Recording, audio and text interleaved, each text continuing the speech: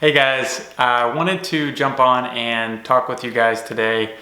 We've had a few recent closings, which is awesome. That's like the best feeling in the world. And we just wanted to share a couple lessons learned, and also if you're ever interested in getting into development or getting into multifamily, investing in development, these are some lessons that I've learned on my journey of doing over 1,400 units in development. And specifically, we actually just closed on a land development deal in Huntsville for over 336 units. And we're about to close on another 195 unit development here in Nashville. So these are some of my lessons learned. First things first is, I think this kind of is par for the course, is expect the unexpected. Development is probably one of the most unique businesses in that there's like thousands and thousands of variables, and you can't control all of them.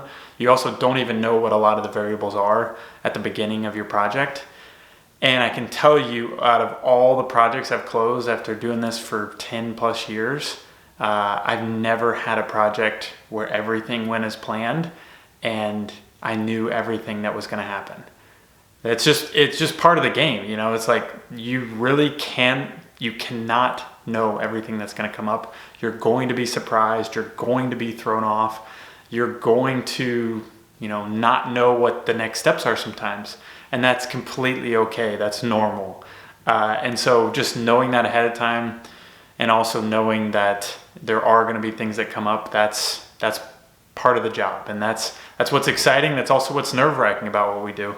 But I think having a level head about things is what helps you get through all that. And then there's trust but verify. I think this is really important, that as your job as a developer or a developer, what I look for is I look for the truth, and I'm always seeking out the truth and the real solution to whatever problem I'm facing. So I think sometimes in the world we take everything that somebody says at face value, and if somebody says, hey, you can't do this project, or hey, you can't get access to this major roadway, or hey, they'll never rezone your property. If people just took everything that they said and said, yeah, that's the truth, no way we could do that, then you might not have a lot of the developments that you see today. I think a good developer actually figures out what the real solution is and figures out a way to make a winnable solution for not only the development, but also the community and all the partners. And so I think always taking that attitude of I want to trust what you're saying, but I also want to verify on my own. And I want to make sure everything's correct and done well and done properly. We actually had an example of this on our Alabama deal. We were told we had to pay an exorbitant amount of taxes, and we had no idea. Again, going back to unexpected, we had no idea that was going to happen.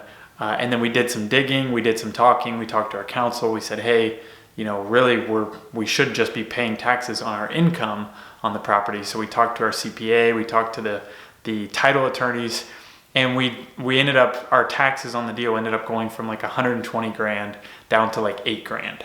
So that is how you trust but verify. We saved ourselves $112,000 just by asking the right questions and having the mindset of hey, I think there may be a better answer, and I just need to do the homework to figure that out. So that's really important. That will both save you a lot of money, and it will help you actually get your projects done.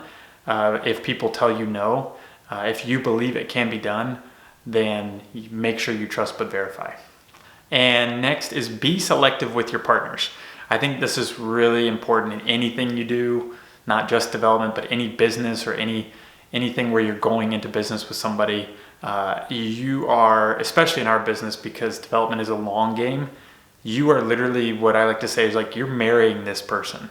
You might as well be married to them, because you are going to be partners with them for the next 5, 10, 15 plus years. And if you don't align with core values, if you don't align with principles, and also if you don't communicate well, if you don't get along well with that person, then things are not going to work out well in the long run. and it's honestly going to take up headspace in your head because you're going to constantly be thinking about maybe a bad partnerships or a partner that may be soaking up a lot of your time, that you could be, like, the opportunity cost, you could be working on other deals, or you could be trying to close that deal. So I think making sure you really align with that person, and then also always, two different things. Make sure you're clear on your roles and responsibilities between the two partners, or however many partners, and then also get everything in writing and make sure you sign an agreement before you start working. I think that's really important. I've been burned by partnerships in the past. I've had great partnerships, I've had mediocre partnerships, and I've had terrible partnerships. So I speak from experience. Don't make the same mistakes I have. But that's a huge lesson learned, is be wary and just make sure you have the right partners, as that can make or break your deal and also your reputation. All right, so be patient and trust the process. This, I can't say enough. When I dove into development, I thought I could get deals done in 6 months. Well, guess what? That is not how development works. This is a long game. You are literally changing the face of the earth, if you think about it. Development is literally changing our built environment, and that's not something that can be taken lightly. And so you're making massive change in the world. And so I've learned that in order to get all of the partners on board, in order to get the capital on board, in order to get the city on board, in order to get all of our partners, and we have 30 plus partners per deal when you think about your attorneys, property management, contractors, the architects, the engineers, the investors, the city, the permitting office, so many people involved. And so to get everybody on the same page and get everybody to the finish line, it takes a lot of work. It takes way more work than you can imagine, but it's also, which we'll go into next, is, you don't have to be, this isn't something that you spend 24/7 working on, but you have to have patience because you're working with so many different partners. I think part of our job too is just making sure that everyone else is doing their job, but sometimes when you're working with those partners, you have to be waiting on them, but always constantly following up, but making sure that everybody's moving toward closing. But just remember that you must have patience. Patience is a real virtue. This is a get rich slow game. This is a long-term play, but you can make massive positive effects in the world and massive positive impact through development. And lastly, I think is really, really important, is know what to prioritize.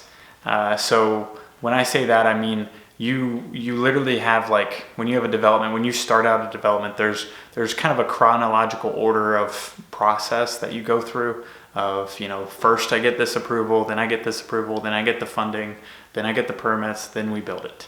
Something to that effect. That's a very dumbed down, shortened version. But the reason I say that is there's a whole lot of steps, and a lot of, when you're looking at that, you're saying, okay, well, what do I do first? What's most important? What should I do? And you get this, like, mental blockage. You're like, oh my God, there's too many choices. Which one do I do? And where's my time best spent? And that is probably one of the most important questions that any developer can ask themselves.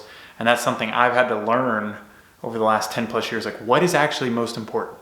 And so my job as a developer is take the 10 most important things and drill down on the 1 to 2 that are absolutely most important. That's like a domino. Like, if I get those 1 to 2 dominoes, it will knock over all the other dominoes.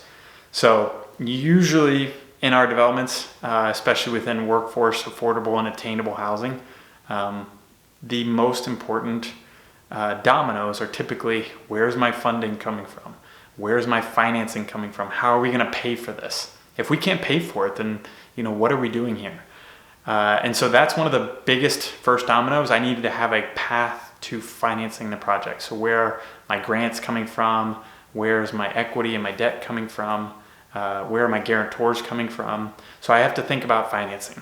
The second piece is I'm always thinking about where are Like, what political approvals and what political buy-in do I need for this project? Because a lot of development is, I mean, you're changing the face of the neighborhood. You're changing the community. So you usually have to have really emotional, significant buy-in from your council member and maybe even your mayor's office. So those are financing and politics. Those are two of the biggest dominoes that I'm always looking at. I'm saying, hey, can we finance this? And two, can we get the political approvals, either if we have to rezone it, or we need a pilot, or we need any sort of support from the local government? Can that happen? And that, honestly, prioritizing those two and figuring out what is most important for your development is hands down, that will change the game when you realize what to prioritize. So those are my lessons learned from my 1,400 plus units of development. We have many more developments to come, and I'm sure I will learn a whole bunch more. But that's the process of growing and adding new lessons learned to my quiver, my arsenal. And if you have any other questions, or if you want to get into this, let us know. And guys, have a great day.